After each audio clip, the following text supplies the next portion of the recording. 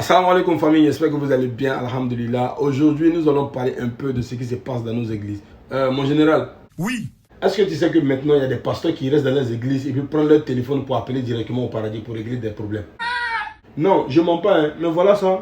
Is this heaven? Yeah! Is it heaven? Mawo, nyawa, zepelegozio, zagalagede. Ah, tu vois maintenant que je mens pas, non. C'est-à-dire, le gars reste dans son église, il prend son téléphone et puis il appelle directement Dieu pour régler des problèmes. Oh Seigneur, quelle humiliation, quelle humiliation. Et puis mon général, tellement qu'il veut continuer dans son mensonge, il va poser une question à la dame sous prétexte que c'est Dieu qui lui a dit de poser cette question à la dame. Regarde. I have a woman here. What do you have to say about her? Oh, I should ask her who is Sibo. Sibo. Who is Sibo? Vous foutez pas de gens, hein?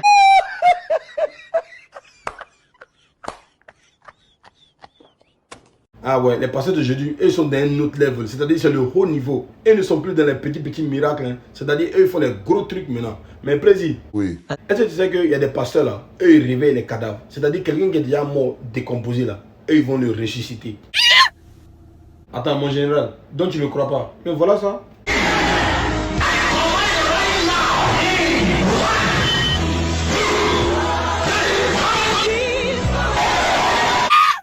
Non! Oh, tu étais là-bas!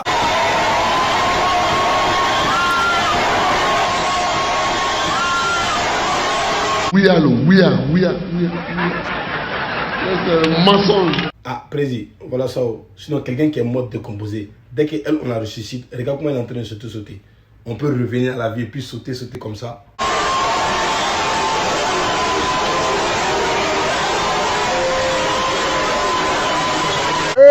Allah. Et mon frère, Jésus nous dit dans la Bible qu'après lui, il y aura beaucoup de faux pasteurs qui vont nous faire des miracles pour venir nous mentir et tout ça. D'autres vont nous dire qu'ils ont vu Dieu, ils ont vu des anges. Normalement, ces personnes-là, qu'est-ce qu'on doit les faire? Un tel pasteur doit être mis aux arrêts. Attends, lui seul ou bien qui d'autre?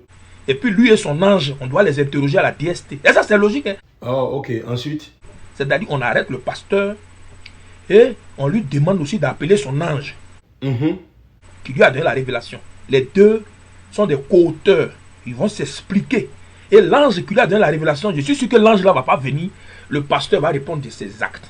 Et vous allez voir, si on met un ou deux pasteurs en prison comme ça, les fausses révélations vont diminuer. Et ça, c'est très important. Ah, là, à ce moment, je suis d'accord avec toi, hein, parce que les gars mentent trop.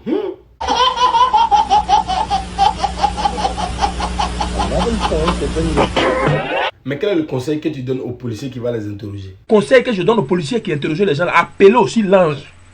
L'ange qui lui a donné la vision, là, il doit être présent aussi pour être interrogé, parce que c'est un co-auteur. Ne riez pas, hein. Ce que je suis en train de dire, c'est la vérité. Hein. L'ange qui a donné la vision de la déstabilisation doit être aussi interrogé, parce que c'est un co-auteur. Mais tu es d'accord avec moi que ce n'est pas tous les pasteurs qui sont des faux pasteurs ou bien? Il y a de bons pasteurs dans ce pays, et ça, il faut le dire. Ça, en tout cas, c'est vrai. Il y a des pasteurs, même s'ils ne sont pas dans la vérité, mais quand même, eux, ils ne sont pas dans la marmaille, quoi.